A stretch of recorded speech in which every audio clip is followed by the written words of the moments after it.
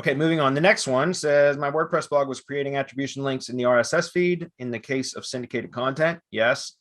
Back to money site posts with no follow tags. I assume this is a big mistake and a loss, and I've just fixed it in the entire feed, which will help going forward. But should I go back to all the past syndicated posts to fix each link? No, because no follow links are still valuable.